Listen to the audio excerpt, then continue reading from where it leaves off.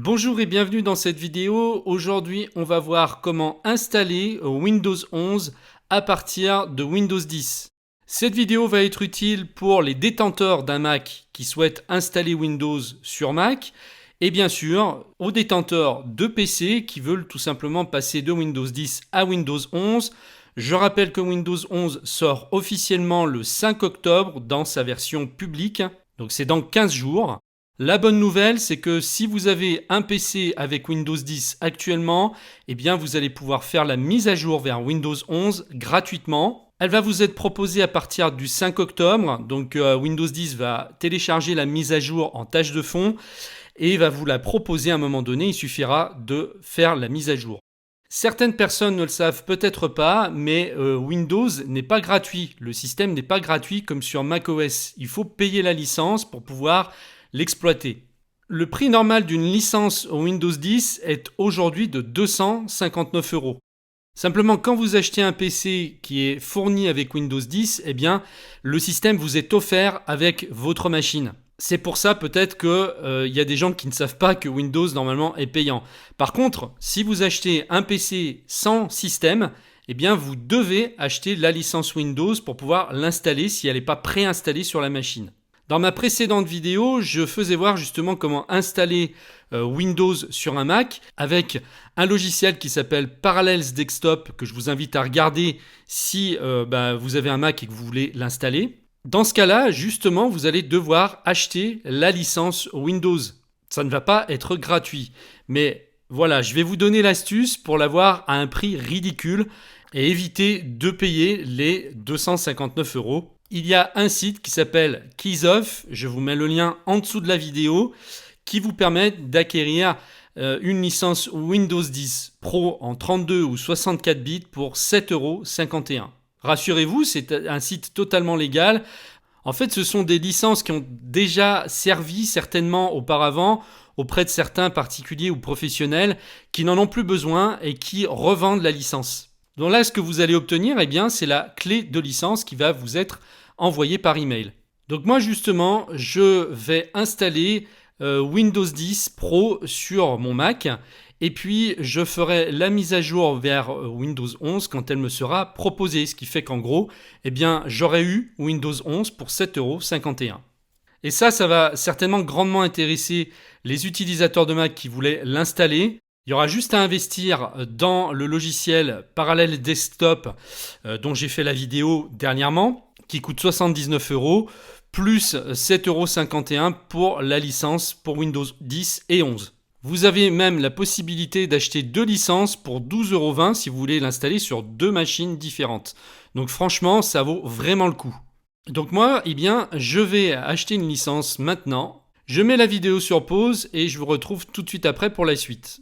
Voilà, c'est fait, j'ai reçu ma clé de licence qui est valable sur deux PC différents. Dès qu'on a commandé, on reçoit la clé par email environ 5 minutes après, il faut compter. Par contre, vous ne recevez que la clé et c'est à vous ensuite d'aller sur le site de Microsoft télécharger la dernière version de Windows 10.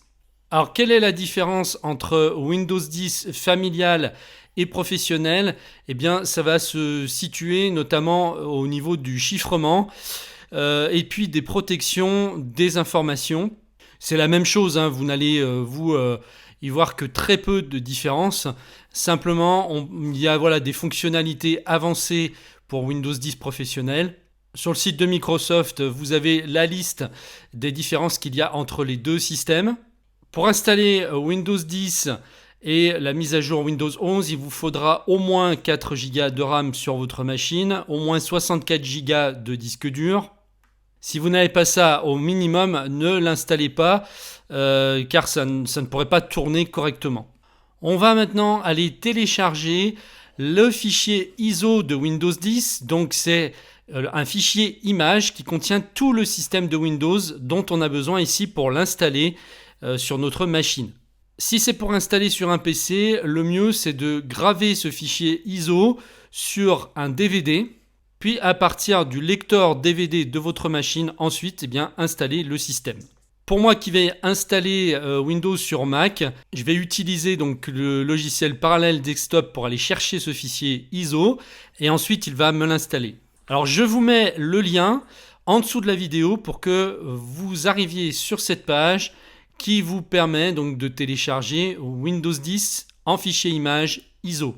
Lorsque vous êtes dessus, vous descendez jusqu'ici, vous sélectionnez ici Windows 10, vous confirmez.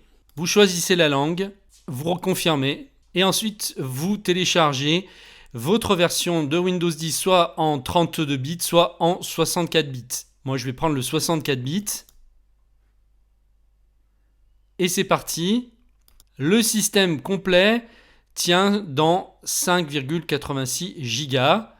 Et là, il me faudra moins d'une minute en fibre optique pour le télécharger. Il faut savoir qu'à tout moment, vous pouvez télécharger le dernier système de Windows à partir du site de Microsoft. Il va vous le donner.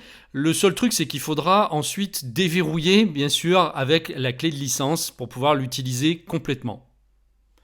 Mais vous allez avoir droit, bien sûr, à une version d'essai. C'est-à-dire que si vous n'avez pas la clé tout de suite, vous allez quand même pouvoir l'utiliser, mais de façon restreinte ou alors pendant un temps limité. Il vous faudra de toute manière cette clé au bout d'un moment. Il est téléchargé, je vais dans mon Finder, dans mon dossier téléchargement, le voici.